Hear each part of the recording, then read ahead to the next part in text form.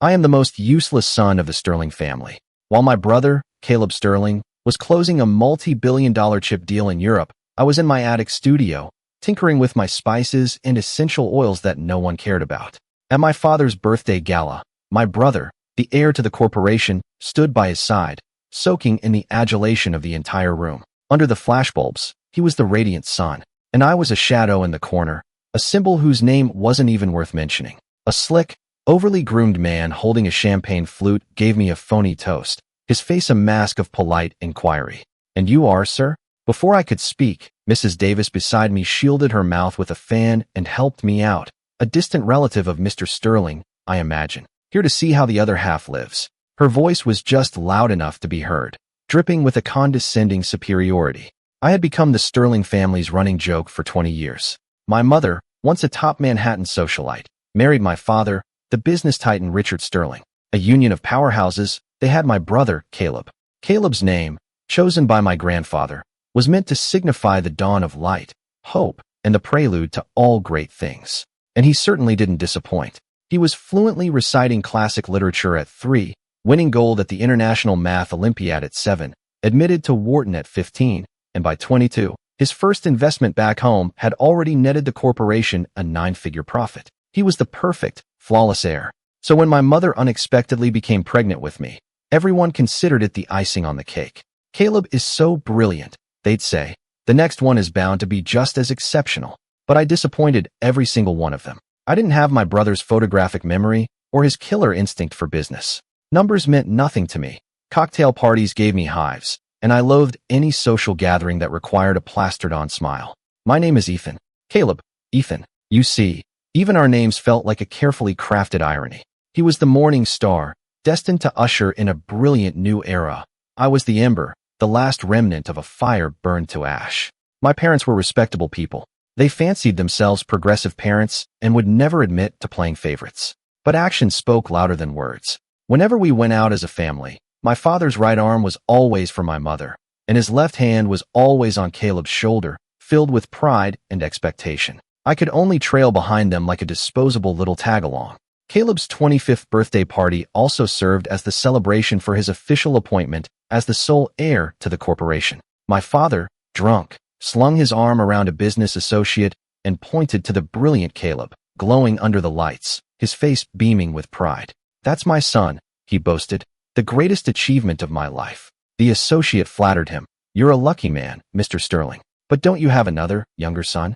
The smile on my father's face faded. He waved a dismissive hand, a flicker of regret and annoyance in his eyes. "Don't even mention him. If only we'd stopped at Caleb. It's a shame we ended up with a dud." The room went quiet for a beat. Standing in the crowd, I felt as if I'd been stripped naked and thrown into a snowbank. Later, my father must have sobered up and realized what he'd said, because he summoned me to his study, a rare occurrence. "Ethan, don't take it to heart. Your father had too much to drink."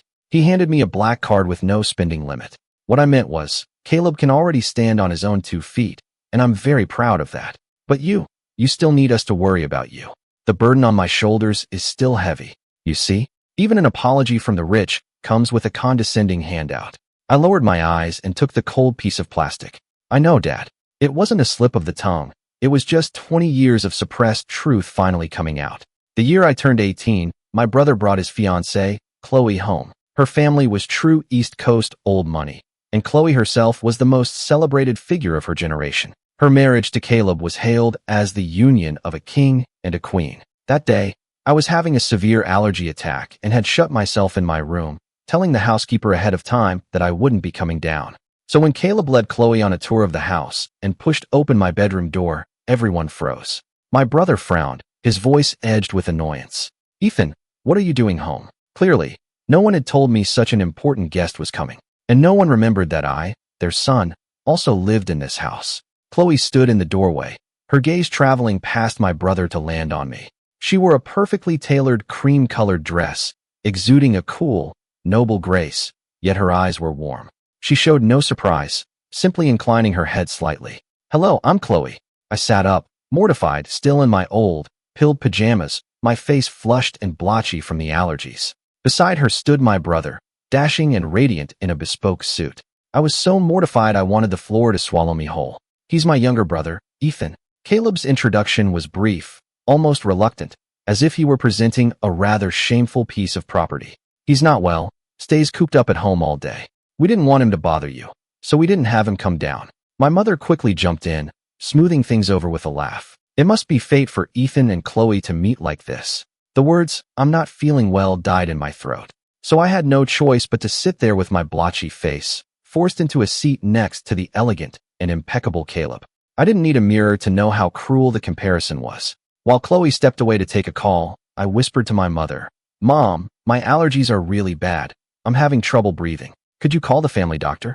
My mother shot me a glare and hissed under her breath, "Don't make a scene. This is your future sister-in-law's first visit. It's a big deal. Can't you be more considerate for once?" I bit my lip. Then can I at least go back to my room and rest? Slouching like that, what kind of impression does that make? Do you want her family to think the Sterlings have no class? I sat through that dinner on pins and needles. Chloe was a true daughter of privilege, with manners ingrained in her very being. Even though the conversation revolved entirely around business and finance, she always found a way to subtly include me. "Ethan is very unique," she said suddenly. "He has a very distinct fragrance about him." The entire table fell silent. Caleb let out a short, dismissive laugh. "Ethan just likes to mess around with that useless stuff. All those little bottles and jars give me a headache." My father chimed in, shaking his head. "A young man should learn something useful, like finance or management." For the first time in my life, I spoke up for myself in front of my family. "It's not just a scent," I said quietly. "It's a perfume I blended myself. The top note is galbanum, the heart is iris and lily of the valley, and the base is oak moss. I call it First Rain." A flicker of surprise crossed Chloe's eyes, followed by genuine appreciation. "First Rain. That's a beautiful name. It's cool, with a damp, green quality. It really does smell like a valley after a storm. You have a gift." It was the first time in 20 years anyone had ever validated my useless passion. At that moment, it felt like a stone had been dropped into the still waters of my heart, sending out endless ripples. After dinner, as Chloe was preparing to leave, Caleb went to the garage to get the car. Chloe walked over to me and handed me a small, elegant box. A little something for our first meeting. Everyone assumed it was an expensive watch or a pair of cufflinks. Caleb glanced over, a barely perceptible sneer playing on his lips. I went back to my room and opened the box. It wasn't a luxury item, but a complete set of professional-grade perfumery tools and several rare essential oils. One of them was Rose de Mai from Grasse, something I had been searching for ages. There was also a card with Chloe's elegant, strong handwriting. It read, "To the future master perfumer." I clutched the card, my eyes stinging with tears I fought to hold back. Caleb pushed the door open and saw the kit. The look on his face was priceless. "Chloe certainly has a lot of time on her hands, giving you a kid's plaything like this."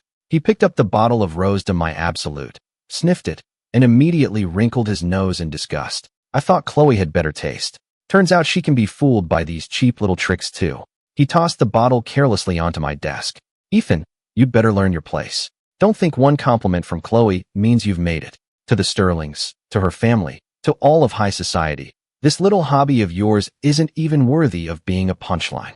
I silently picked up the bottle of Absolute and carefully placed it back in its box. A voice inside me whispered, "At least she respects me more than you, my own brother, ever will." Chloe's gift became the only light in my bleak existence. I began to study perfumery more systematically, spending all my days and nights in my studio. I created Summer Solstice, White Dew, First Frost. I named my creations after the changing seasons, my only way of fighting back against this cold, heartless family. My allergies started to clear up, and I became a little more outgoing. I cut the heavy bangs I'd always used to hide behind, revealing my forehead for the first time. My features were nowhere near as sharp as my brother's, but at least I could finally smile at my own reflection. My mother was a titan in the fashion world. Normally, if Caleb so much as changed his watch, she could instantly identify it as a Patek Philippe or a Vacheron Constantin and discuss which occasions it was best suited for.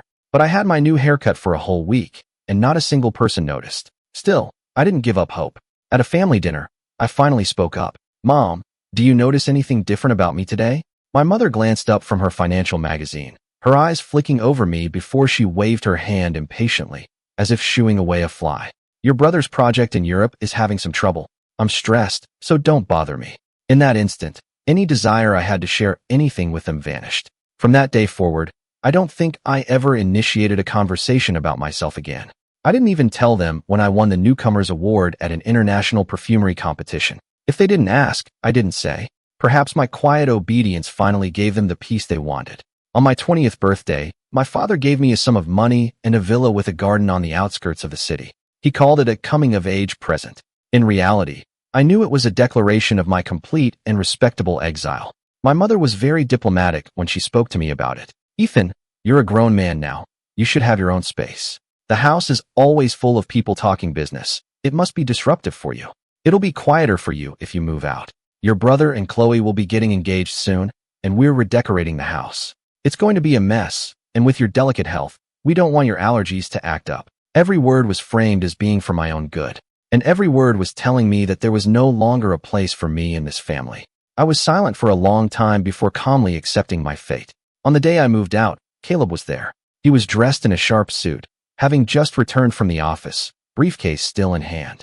He leaned against the doorframe, watching me direct the movers with my collection of bottles and jars, his eyes full of contempt. "Good," he said. "Move out. At least you won't be stinking up the house anymore." He paused, then nudged a box full of my spices with the toe of his expensive leather shoe. "Ethan, do you know the difference between you and me?" He didn't wait for an answer. "I create value that doubles the Sterling family's market cap. You," he scoffed, "create a bunch of worthless, fleeting smells. Try to be understanding of the family's decision. We can't afford to support a useless person." I froze, my hands clenching into fists. I should be understanding of the family. But who would be understanding of me? But I didn't say it out loud. I knew no one in this house wanted to hear it, and no one would listen. The home I had lived in for 20 years had officially written me out of its story. I moved into the villa and spent my days surrounded by flowers and fragrances. I thought my life would finally be peaceful, until Caleb and Chloe's engagement party. I received an invitation, exquisitely crafted, with the names Caleb Sterling and Chloe stamped in gold foil. My name was nowhere on it. I was just another guest. My mother called specifically to instruct me. "Ethan, that is your brother's big day. Dress respectably. Not too flashy, but not too shabby either. Just sit there quietly and don't embarrass him." I understood what she meant. My very existence was an embarrassment. The engagement party was held at a 7-star hotel owned by the Sterlings, in their famous rooftop garden. I didn't own a decent suit. Caleb had a walk-in closet full of them, but I refused to ask him. I used the prize money from my competition to buy a simple navy suit. When I arrived and saw Caleb and Chloe together, I couldn't help but feel a wave of inadequacy wash over me. Chloe wore a custom couture gown by a Lebanese designer, a starry night dress adorned with thousands of tiny diamonds that glittered under the lights like a galaxy brought to Earth. She was breathtaking, her smile cool and composed. Standing next to my brilliant brother, I had always felt as small as a speck of dust. But in that moment, the feeling of inferiority threatened to consume me entirely. I clenched my fists in my pockets, as if trying to hold on to the last shred of my dignity. I found a corner and sat down, trying to make myself invisible. But Chloe found me anyway. She moved through the glittering crowd and walked right up to me. "You look very handsome tonight," she said with genuine warmth. "Thanks." I managed an awkward smile. "Congratulations to you and Caleb." Her eyes rested on me for a moment, as if she wanted to say more, but she only let out a soft sigh. The party reached its peak. My father and Caleb took the stage to give a speech. I, Richard Sterling, have no greater pride in my life than my son, Caleb. He is my one and only heir, the future leader of Sterling Corp. The applause was thunderous. I watched my proud father and my brilliant brother on the stage. There was no place for me beside them. I was not in the blueprint for their future. I stood numbly in front of the restroom mirror, wondering sadly if having a brother who is too perfect is a blessing or a curse for an ordinary boy. Suddenly, a crazy, impulsive thought popped into my head. If I was doomed to live in the shadows, then I would make those shadows bloom with their own unique color. If they could only see my brother, then I would stand right beside him. In my own way, I took a deep breath and walked back out. I returned to the ballroom and walked directly toward the head table. All eyes were on the stage, so no one noticed my small interruption. I walked to Chloe's seat, leaned down, and whispered in her ear. "Miss Chloe, may I have a word? I have an engagement gift I'd like to give you and Caleb in private." Surprise flickered in Chloe's eyes, but she nodded politely and followed me to a quiet corner of the terrace. I took a simple, unmarked black porcelain bottle from my pocket. "This is the engagement gift I created for you." I removed the stopper, and a strange, indescribable scent instantly filled the air. Chloe knew her fragrances. She closed her eyes, concentrating. There's rose in here, but not a typical rose. And tuberose and jasmine. She frowned slightly, but their scents are being overpowered by something stronger, colder. What is it? I looked at her and said, word by word, datura. The color drained from Chloe's face. I let out a soft laugh, a sound filled with 20 years of cold sorrow. I call it the accomplice. The top notes are rose de mai from Grasse, Egyptian jasmine, and Indian tuberose. The three most exquisite, expensive, and beautiful floral scents in the world.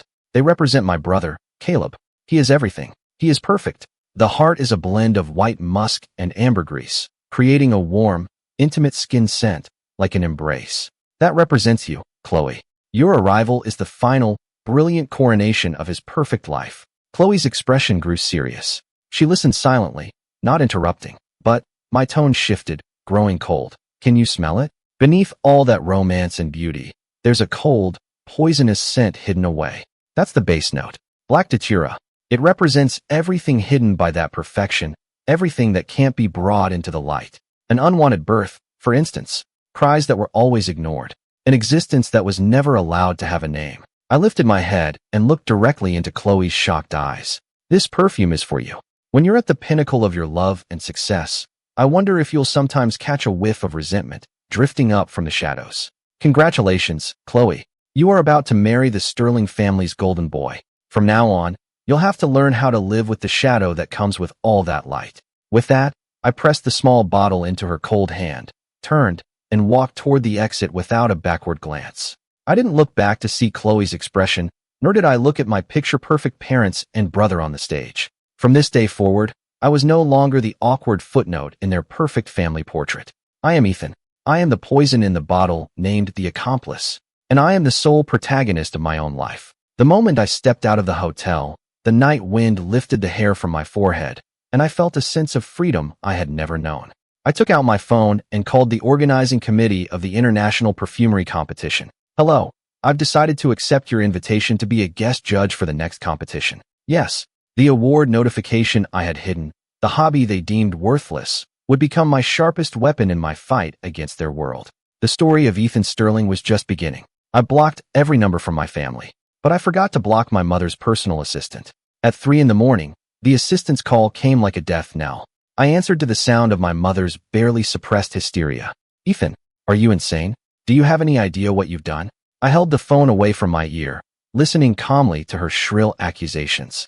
Your brother's engagement party. You've shamed Chloe's family. You've shamed the Sterling family. You've humiliated us all. How could you?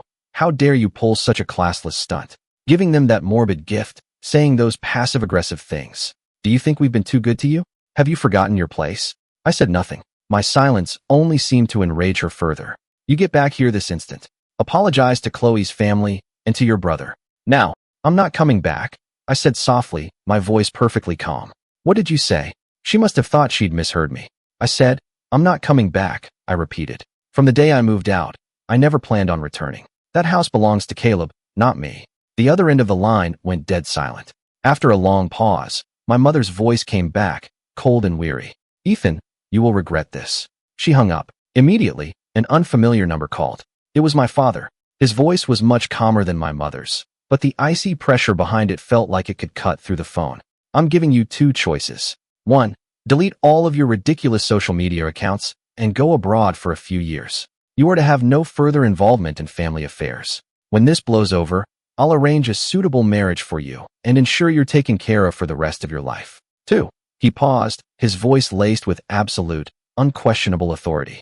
I take back the villa, the credit cards, and cut off all your access to funds. The Sterling family will no longer have you as a son. You can go out into the real world and see for yourself if those little hobbies of yours can even put food on the table. It was an ultimatum, the same threat I'd been hearing for 20 years. In the past, it always scared me into submission. But this time I laughed. Dad, I said, the truth is, I've only ever had one choice. To become myself. Then I hung up and turned off my phone. The world went quiet. I lay in bed, staring at the inky sky, my heart pounding in my chest, half from fear, half from the exhilarating feeling of being reborn. Just before dawn, I turned my phone back on. A new iMessage had come through. It was from Chloe. I received the perfume, but the accomplice isn't the right name for it. I thought she was calling to reprimand me on Caleb's behalf. My thumb hovered over the screen, unsure how to respond. A few seconds later, a second message appeared. It belongs to you alone. It shouldn't be tied to anyone else. It should be called soliloquy. At that, my eyes began to sting again. Soliloquy. Yes, it was my grand, tragic, 20-year-long soliloquy that no one had ever bothered to hear. Chloe was the first and only person who had ever understood it. My father acted faster and more ruthlessly than I could have imagined. The next day, my bank accounts were frozen, and the deed to the villa was rescinded under the legal pretext of an unfulfilled gift. I was escorted out by several men in black suits, allowed to take only a few changes of clothes and my collection of bottles and jars. I stood in front of the villa that had once been mine, feeling like a stray dog kicked to the curb. My father, in his high and mighty way, was sending me the crudest possible message. Without the Sterlings, you are nothing. I used the last few $100s I had to my name to rent the cheapest apartment I could find downtown. The place was tiny, so small I could barely find space for my precious oils and equipment. But in this tiny room that was all mine, I felt a sense of peace I had never known before. Then, I received an email from the International Perfumery Competition. They wrote to regretfully inform me that due to certain suggestions from a corporate partner, they were forced to rescind my invitation to be a judge. A corporate partner. I didn't need to be a genius to know it was the Sterling family's handiwork. They wanted to cut off every path, to push me into a corner, to force me to come crawling back to them. I sat there among my boxes, the mixed scents of my spices filling the air, and for the first time, I felt the bone-deep chill of reality's cruelty. It turned out that without the title, the younger Sterling's son, I really was nothing. Even the chance to prove myself was dependent on someone else's approval. Just as I was about to lose all hope, my phone rang. It was Chloe. Are you free to meet? I'm downstairs. I froze. How did she know where I was? I ran to the window and saw a discreet black Bentley parked below. Chloe was leaning against it, and as she looked up, her eyes met mine, and she gave me a small nod. We met at a coffee shop downstairs. I'm sorry, she said, getting straight to the point. The situation with the judging panel, that was my oversight. It's not your fault, I said, shaking my head. I was the one who was naive. My father, my family, this is how they operate. They can't allow anything to happen that's outside of their control. Chloe looked at me, her gaze intense. So are you going to give up? I lifted my head to meet her eyes. In them, I saw my own reflection, small, defeated, but defiant. No, I said. The more they try to make me quit, the more determined I am not to. She seemed to have expected that answer, and a faint smile touched her lips. I know an independent perfumer in France. He runs a private perfume salon, completely separate from the major corporations. He's currently looking for a new fragrance for his collection, something that captures an Eastern sense of zen. Your first rain, white dew, first frost, they all have that quality. Maybe you should give it a try. She slid a business card across the table to me. His name is Jean-Pierre. He's a bit eccentric. He only cares about the work, not the name behind it. I looked at the card, then back at her. Why are you helping me? Chloe was silent for a moment, then took a sip of her coffee. Perhaps, she said, setting down her cup and gazing out the window. I just want to know what a perfume called soliloquy would actually smell like. Or maybe, she added, her voice dropping to a near whisper, I just don't want to see a future master perfumer's career end before it's even begun. I clutched the business card in my hand. This was my last chance. I locked myself in that tiny apartment, studying Jean-Pierre's request day and night. Eastern, Zen. It was a very abstract concept. I threw out countless ideas. Incense, sandalwood, agarwood. They were all too literal, too superficial. I wanted to express something deeper. I spent the last of my money on a high-quality ink stick and a sheet of chien paper. I ground the ink quietly, like a scholar from an ancient time. The air slowly filled with the clean, sharp scent of ink, mixed with the distinct aroma of pine resin. In that moment, inspiration struck. What is Zen? It's a rock garden. It's the empty space on a canvas. It's a single, stubborn sign of life in the midst of absolute silence. It is restraint. It is integrity. It is outer stillness and inner richness. I started working immediately. I used the highest quality pine soot ink as the core, pairing it with cool cedar and slightly bitter patchouli to create an aura of cold, solitary scholarship. To break through that silence, I added a touch of notoriously difficult orris root to the heart, with its earthy, root-like scent, like a tenacious plant taking root in a barren, snow-covered field. Finally, I used a nearly imperceptible trace of ambergris to leave a faint, lingering warmth in the dry down. It was like the single red dot on a monk's forehead, a touch of compassion, the final destination of Zen. I named it Stillness. I sent the sample, along with a description of my concept, to Jean-Pierre via international courier. Then began the long, agonizing wait. During that time, I scraped by, writing perfume reviews for small-time beauty bloggers to earn a meager income. One day, I saw an interview with my brother, Caleb, online. He was on the cover of the nation's top business magazine as Outstanding Young Entrepreneur of the Year. The reporter asked him, "Mr. Sterling, we hear Sterling Corp is planning to enter the luxury fragrance market. Can you tell us about that?" Caleb smiled at the camera, the picture of elegance and confidence. "Yes, I believe scent is a form of power. We've assembled a world-class team of perfumers and will be leveraging cutting-edge AI and big data to engineer the most effective and popular scent of success for our clients. Our first flagship product will be called The Crown. It will be the scent of power and victory." I watched my brilliant brother on the screen, my heart a mix of complicated emotions. He was always like this, effortlessly reducing everything to commercial value and symbols of power. Not even scent was spared. Just then, my phone buzzed. It was an email from France, from Jean-Pierre. The email was short, just one sentence. "Monsieur Sterling, bienvenue dans le monde de la haute parfumerie."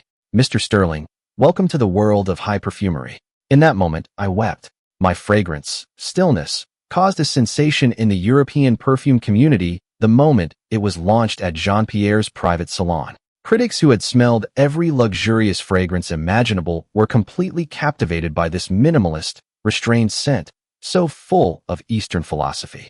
They called it a poem written for the soul. Stillness became a coveted work of art through word of mouth alone, without any commercial promotion. Soon, major international luxury brands were reaching out, hoping to acquire the formula for Stillness or to hire me as their chief perfumer. I turned them all down.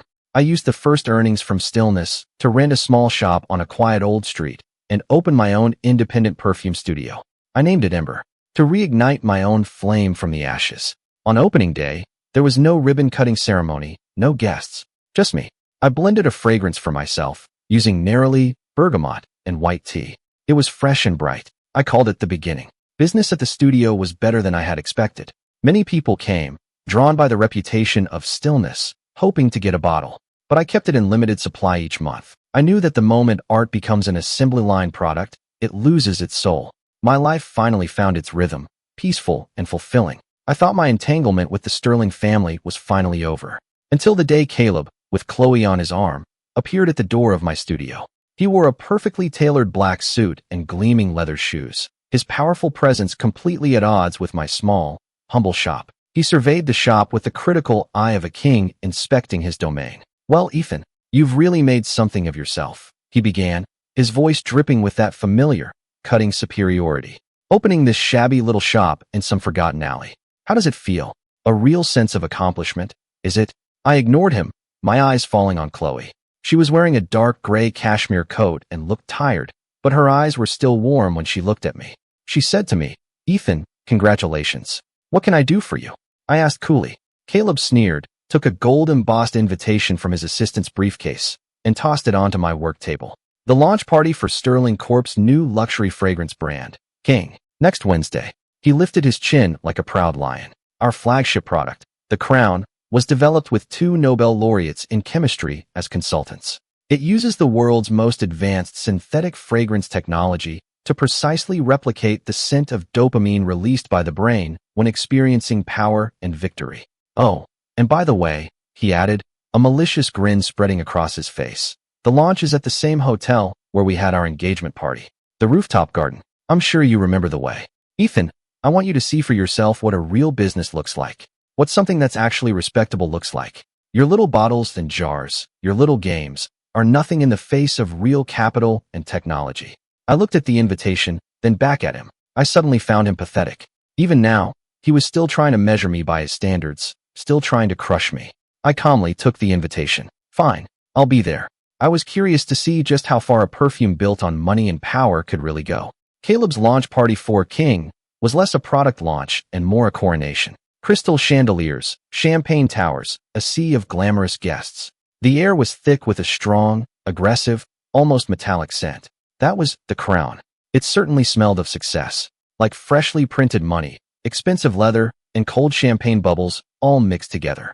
It was precise, aggressive, and unapologetically ambitious, just like Caleb himself. I stood quietly in a corner in a simple black suit, an outsider who had stumbled into a feast. I wasn't wearing stillness. Tonight, I was wearing my first and only creation, soliloquy. It contained 20 years of my repression, my resentment, my pain, and my burn-the-boats desperation. It was my story. It was my declaration of war. Caleb stood center stage in a brilliant white tuxedo, radiating light. Scent, he declared, is the most effective business card, the most invisible badge of power. He held the microphone, his voice filled with absolute confidence. The crown is not a perfume. It is a declaration, a weapon. The moment you enter a room wearing it, you become the center of attention.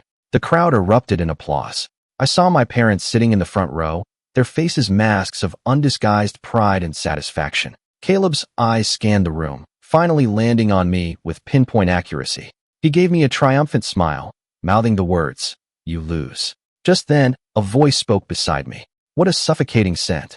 I turned to see an elderly Frenchman with white hair, frowning and pinching his nose in discomfort. I recognized him. Roland Duchamp, the world's most influential perfume critic, famous for his scathing reviews and impossibly high standards. What was he doing here? He seemed to notice me, or rather, the scent I was wearing. He leaned in closer, closed his eyes, and inhaled deeply. Orris root, patchouli, and is that ink? His eyes flew open, wide with disbelief and delight. My God, he whispered. This fragrance, it's like a repressed narrative poem. It's telling a story. Who made this? Whose creation is this? Everyone's attention was on the stage. No one noticed the hushed conversation in the corner. I was about to speak when I realized Chloe had joined us. She gave me a small smile, then turned to the critic. Monsieur Duchamp, allow me to introduce you. This is the creator of Soliloquy, Mr. Ethan Sterling. On stage, the smile on my brother's face froze. Roland Duchamp's presence was like a stone dropped into a still pond, sending ripples through the entire event. He completely ignored Caleb's grand pronouncements about AI, big data, and dopamine simulation, instead pulling me aside to excitedly discuss the structure of Soliloquy as if he discovered a new world. That nearly imperceptible animalic note in the bass, is it ambergris? No, it's warmer, more like skin. He looked at me, his eyes shining with excitement. Sir, you are a genius. You write poetry with scent. The surrounding guests, especially the media and buyers who actually knew about perfume, started to drift over, drawn by our conversation. They smelled Soliloquy on me. Compared to the loud, one-dimensional, aggressive scent of the crown that filled the hall, the complexity, depth, and narrative quality of Soliloquy was like a breath of fresh air, instantly captivating everyone. One by one, then in small groups, more and more people gathered around us. They began to whisper among themselves. This scent is so unique. It's quiet, but it has such a powerful presence. I know, the crown gives me a headache, but this one, it makes you feel something. This is true artistry. The spotlight was still on the stage, but down below, I had become the new center of attention. The color drained from Caleb's face. His carefully orchestrated coronation, his pride and joy the crown, had been reduced to a hollow joke by my soliloquy. He finally snapped. He stormed off the stage, shoved his way through the crowd, and glared at me, his eyes bloodshot with rage. Ethan, you did this on purpose. You came here just to ruin my night. I looked at him calmly. Caleb, didn't you want to show me what a real business looks like? I glanced around at the guests who had been fawning over him moments before. Now they were watching the two of us with a mixture of curiosity and amusement. Look, you have an audience, I said. Isn't this the perfect stage? You, he sputtered, shaking with rage. Chloe stepped forward, subtly placing herself between me and him. She looked at Caleb. Caleb, at the end of the day, business is about the product. And your product didn't win over the customer. Chloe, whose side are you on? Caleb completely lost it. Don't forget, you're my fiancé. Chloe's expression was unreadable. She took a velvet box from her purse, opened it in front of everyone, and then slowly closed it. Inside was a magnificent diamond ring. Our engagement was always a business alliance between our two families. She looked at Caleb, her voice calm to the point of cruelty. But Sterling Corp, and the way you do business, has made me seriously question the future of this alliance.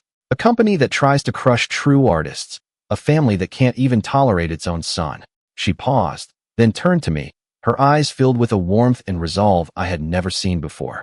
I don't believe a family like that can create anything truly great.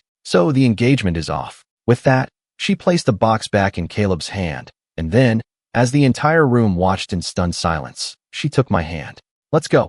Caleb stared blankly at the ring box, then at our joined hands, and finally at the faces of the guests, a mixture of pity and mockery.